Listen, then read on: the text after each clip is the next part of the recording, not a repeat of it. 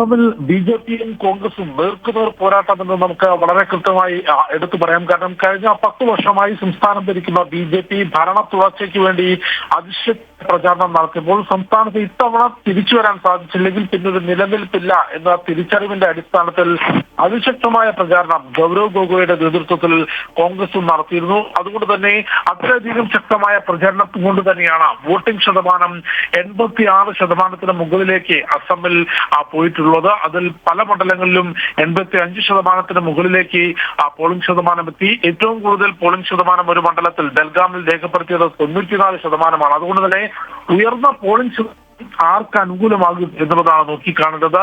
വലിയ ആത്മവിശ്വാസത്തിലാണ് B J P സഖ്യത്തിന്റെ ക്യാമ്പ് ഉള്ളത്. മുഖ്യമന്ത്രി ഹിമന്ത ബിശ്വ ശർമ്മ പ്രതികരിച്ചത് കോൺഗ്രസിന്റെ ഭൂതകാലം അസമിലെ ജനങ്ങൾക്ക് വളരെ കൃത്യമായി ഓർമ്മയുണ്ട്. അതുകൊണ്ട് നിലവിൽ സംസ്ഥാനത്ത് കോൺഗ്രസ് അപ്രസക്തമാണ്, ജനങ്ങൾ ഒരിക്കലും കോൺഗ്രസിനെ തെരഞ്ഞെടുക്കില്ല എന്നുള്ളതാണ് മുഖ്യമന്ത്രി ഹിമന്ത ബിശ്വ ശർമ്മയുടെ ആത്മവിശ്വാസം. പക്ഷേ ഗൗരവ് ഗൊഗോയ് ഉൾപ്പെടെയുള്ള കോൺഗ്രസ് നേതാക്കൾ വ്യക്തമാക്കിയത് റിസൾട്ട് വരുമ്പോൾ അസമിൽ പുതിയ സർക്കാർ, കോൺഗ്രസിന്റെ നേതൃത്വത്തിലുള്ള സർക്കാർ ഉണ്ടാകും എന്നുള്ളതാണ്. സംസ്ഥാനത്ത് ഭരണവിരുദ്ധ വികാരം ഇല്ല എന്നുള്ളതായിരുന്നു മിക്ക സർവേകളും ചൂണ്ടിക്കാട്ടിയത്. പക്ഷേ മുഖ്യമന്ത്രി ഹിമന്ത ബിശ്വ ശർമ്മയ്ക്കെതിരെ ആരോപണങ്ങൾ ഉന്നയിച്ചുകൊണ്ട് അഴിമതി ആരോപണങ്ങളും സർക്കാരിനെതിരെയും ഒപ്പം മുഖ്യമന്ത്രിക്കും കുടുംബത്തിനുമെതിരെയും ആരോപണങ്ങൾ ഉന്നയിച്ചുകൊണ്ട് ശക്തമായിട്ടുള്ള പ്രചാരണം കോൺഗ്രസ് നടത്തിയിരുന്നു. അത് ജനങ്ങൾ എന്നുള്ളതാണ് നോക്കിക്കാണേണ്ടത്. ഏതായാലും വലിയ ദിവസങ്ങൾ, 25 ദിവസങ്ങളാണ് ഇനിയും റിസൾട്ട് വരുന്നതിന്, അസമിൽ റിസൾട്ട് വരുന്നതിനുള്ളത്. അവിടെയും ദേശീയ രാഷ്ട്രീയം തന്നെ ഉറ്റുനോക്കുകയാണ്. ഒരു ഭരണ തുടർച്ച ഉണ്ടാകുമോ, അതല്ലെങ്കിൽ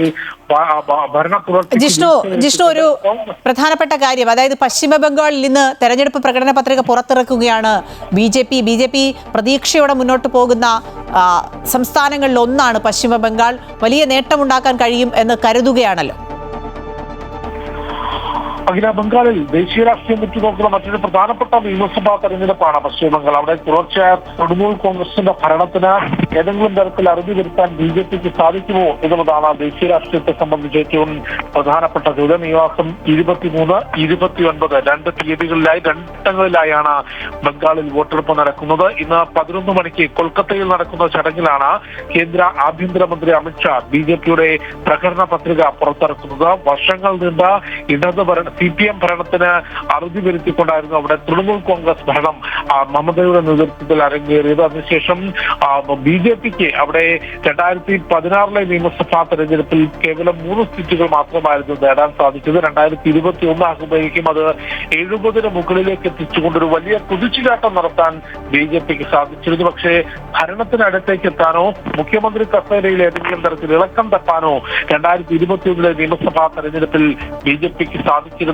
അത്രയധികം ശക്തമായ വോട്ട് ബാങ്ക് ബംഗാളിൽ മമതാ ബാനർജിക്കുണ്ട്. അതുകൊണ്ട് 2026 എത്തി നിൽക്കുമ്പോൾ ബംഗാളിൽ എന്ത് നടക്കും എന്നുള്ളത് ദേശീയ രാഷ്ട്രീയം തന്നെ ഉറ്റുനോക്കുകയാണ്. മമതാ ബാനർജി തുടരുമോ?